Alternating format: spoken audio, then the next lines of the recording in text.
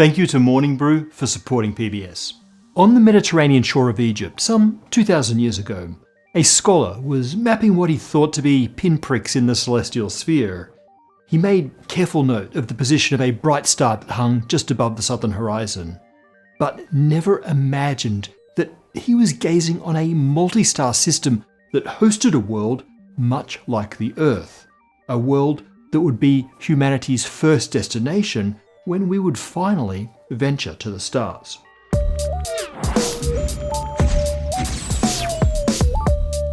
Alpha Centauri is the first and the brightest of the constellation of the Centaur, and the nearest star in our galaxy of 200 billion. From Ptolemy of Alexandria's first record in his Almagest, more than a millennium and a half passed before we started to realise its incredible significance.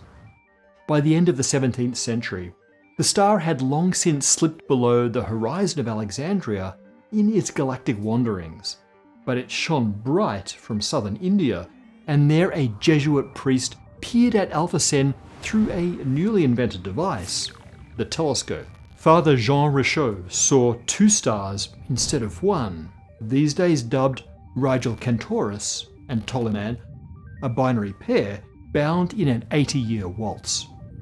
This telescope thing improved over the next century and a half, allowing astronomers to watch Alpha Cen sway relative to the background stars as Earth orbited the Sun. That parallax revealed the system to be closer than any other, but still more than 4 light-years distance. The two stars were so near and so familiar, both within 10% or so of our own Sun's mass.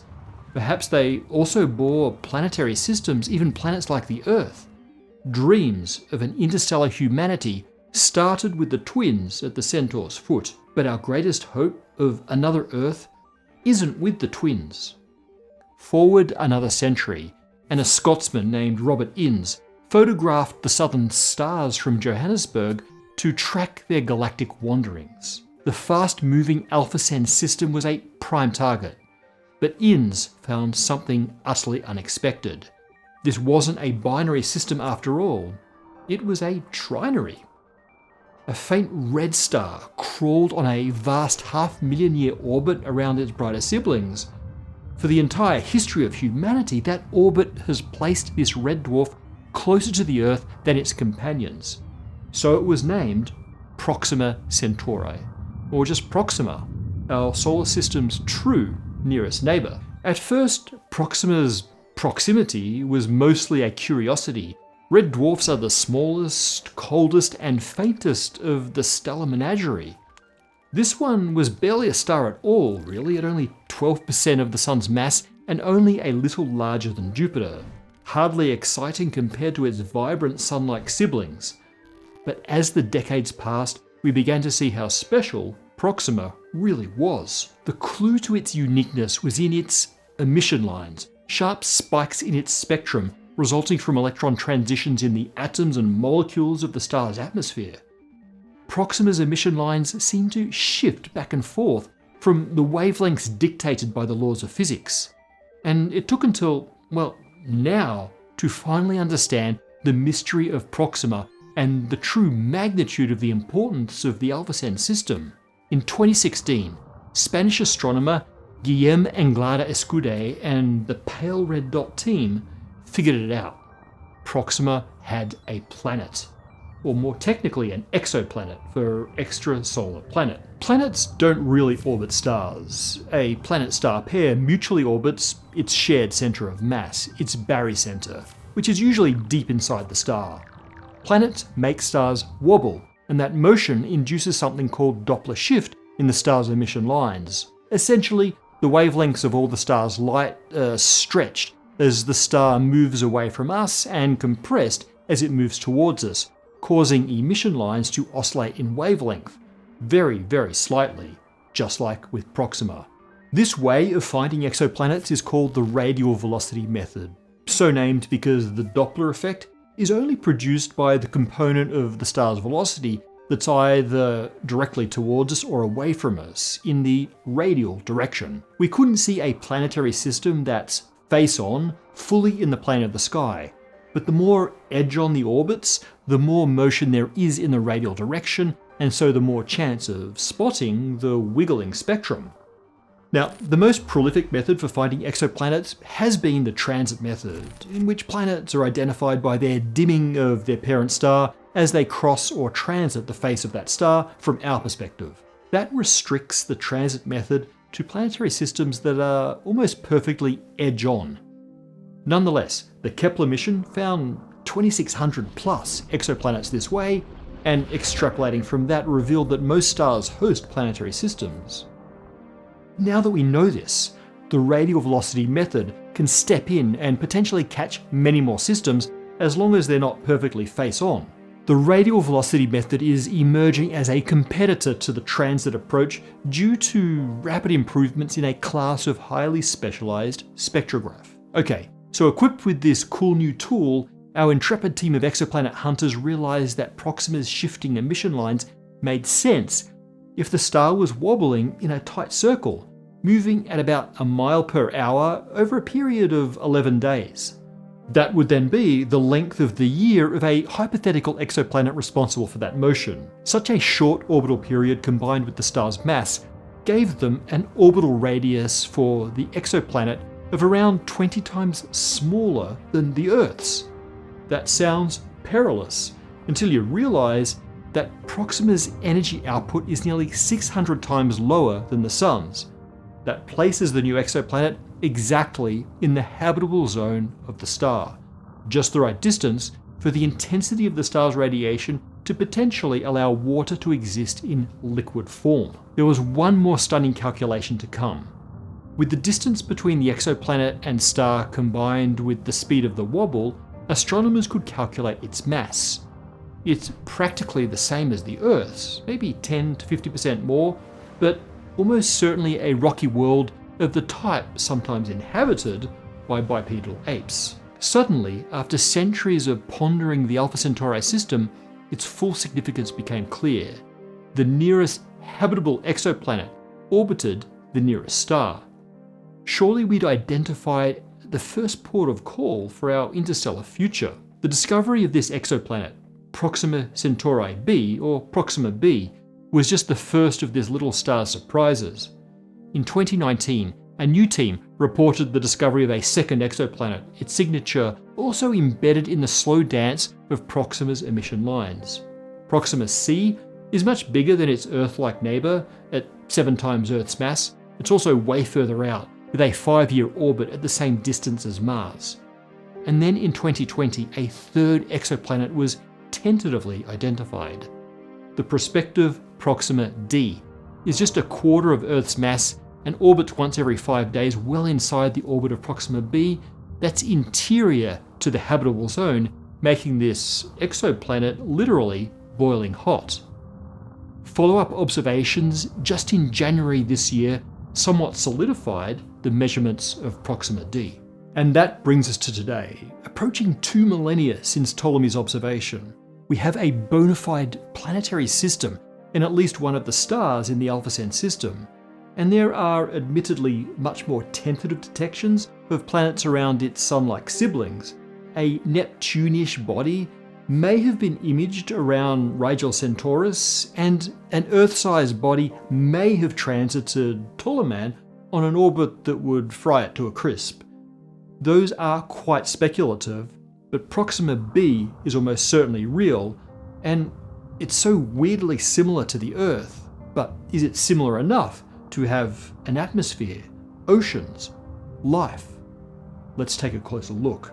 One very important point is that Proxima B is probably tidally locked to its star. Its close proximity to the star means strong tidal forces, which will have forced the planet's rotation period to be in resonance with its orbital period. The simplest case is for the length of the planet's day to be the same as its year, both 11.2 Earth days. That would keep the same side of the planet facing the star at all times, one side baked and the other side frozen, and perpetual twilight at the boundary. This situation doesn't sound conducive for life for many reasons.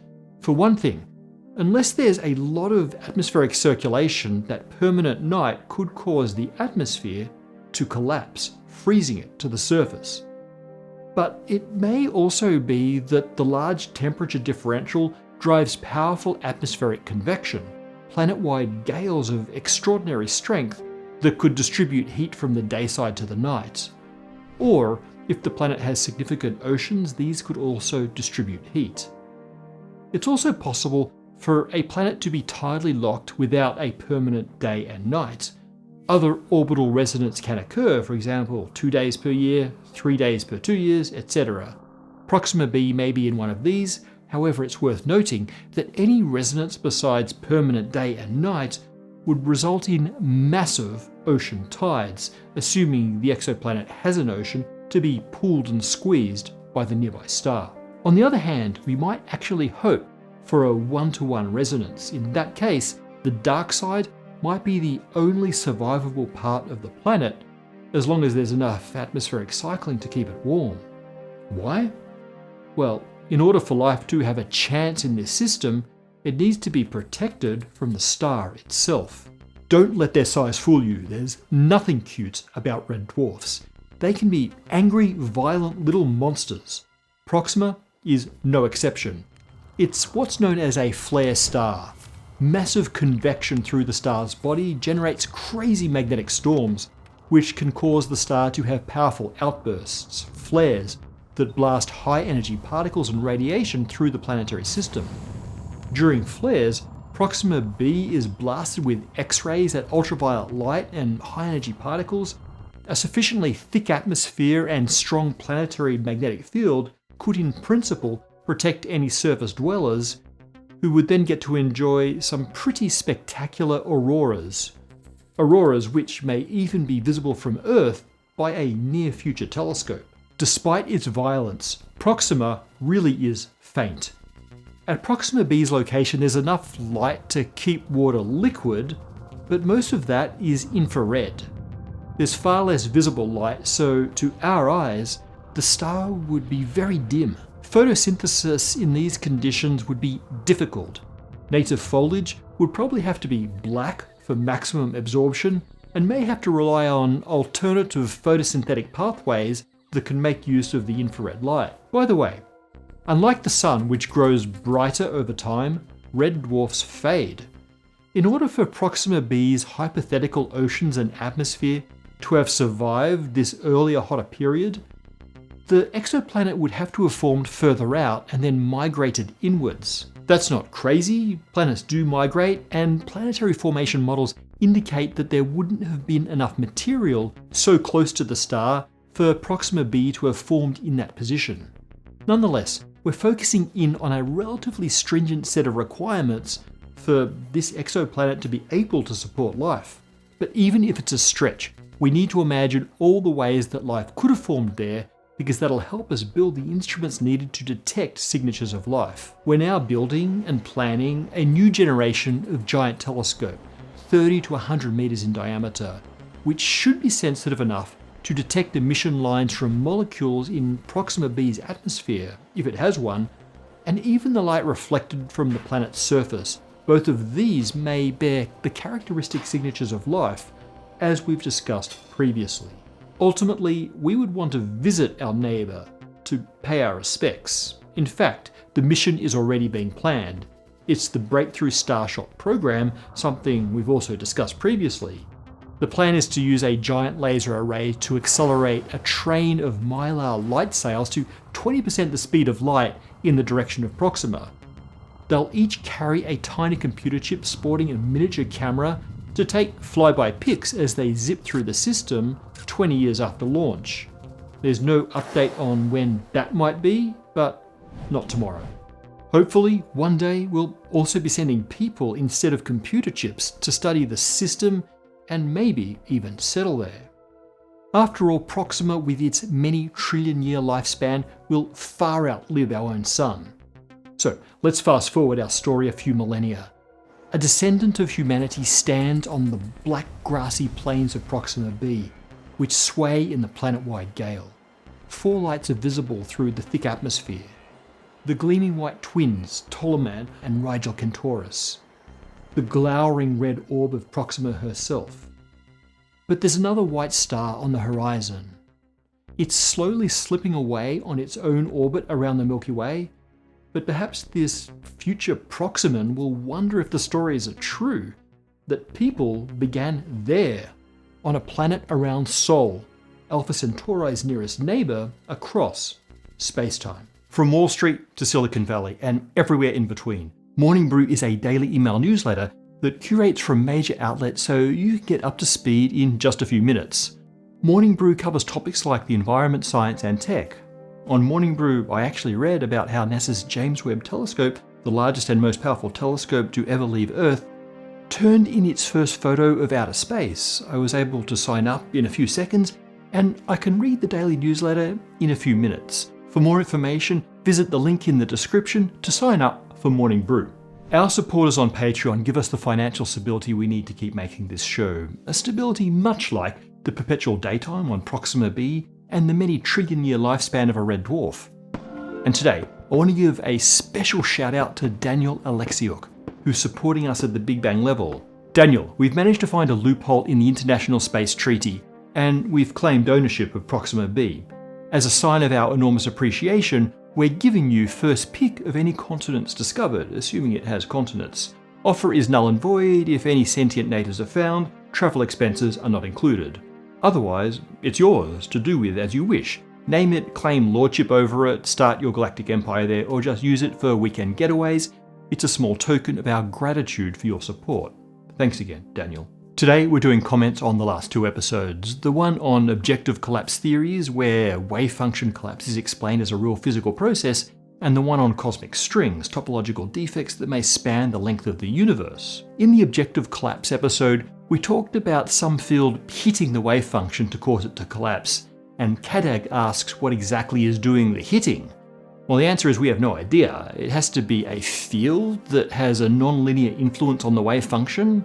I'm afraid it's hard to give a satisfyingly intuitive description of what that means, but in general it means different branches of the wave function are able to influence each other, which is not the case in standard quantum mechanics. Check out our episode on the many worlds or Everett Wheeler telephone for juicy details of non-linear quantum mechanics. And yes, one field that might be able to do this is gravity, in which case the wave function is being hit by the non-linearities across the wave function induced by spacetime curvature. And on the subject of gravity, Jan Wester asks why the curvature of spacetime can't be in superposition. Well, we don't know for sure that it can't, just that if you try to have a superposition of curvature, you get unresolvable infinities at large curvatures that produce hopeless contradictions between general relativity and quantum mechanics. Essentially, quantum mechanics and quantum field theory assume a well-defined underlying framework upon which all of the quantum weirdness can play. Those are the dimensions of space and time, even including relativity and the shifting nature of space into time and vice versa. You still have a consistent if mutable underlying grid. As soon as that stage itself becomes undefined, everything becomes much more difficult. Resolving that has been the major work of all of our searchers for quantum gravity and theories of everything. Okay, on to cosmic strings. A few of you asked how it is that a topological defect can decay. When those cosmic strings radiate gravitational waves, how is the Higgs field supposed to smooth itself out? Well, two ways. If the loop shrinks down to zero size, then the Higgs field phase angles can match up. Also, the version of the topological defect that I described in the episode, the simple vortex of phase angles making a loop around the string, is the most simplistic version of this defect. In reality, the defects are probably more complicated. Rather than being a simple knot in a field, imagine something more like a shoelace knot. It can potentially untangle itself. This is a bit of a crappy analogy, so maybe I'll come back to this in another episode. Brandon Munshaw asks if the Higgs field angle is something that we could theoretically measure, or are cosmic strings the only indication of changes in the phase angle? Well, the answer is yes and absolutely no. The phase angle is fundamentally unmeasurable, just as is the phase of the wave function. It's a symmetry of the Higgs field, and it doesn't affect the behavior of the field. But the relative phase angle can in principle be measured. That is, we can see the difference in the phase angle between 2 points in space. I don't know how you do this besides observing a cosmic string, but I suspect there are ways.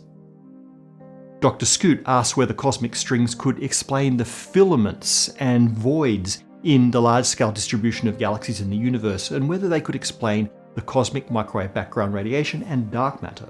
So the answer is maybe yes to the first two, but only yes if cosmic strings influence the cosmic microwave background. These strings may have had sufficient density at extremely early times to leave an imprint on the CMB, on the density fluctuations from the early universe, although that hasn't been detected, at least not yet. The later development of large-scale structure is defined by those density fluctuations, so in that sense cosmic strings could have influenced that structure, but not directly in the sense of cosmic strings causing string-like structure in galaxy distributions. As for dark matter, extremely unlikely. In our most accepted understanding of cosmic strings, there aren't anywhere near enough of those to account for dark matter. But seriously guys, one day one of these weird things we talk about really will turn out to be dark matter. Or aliens. And that's when our job will be done. Let's hope that it's never either. But wait, what if aliens are dark matter?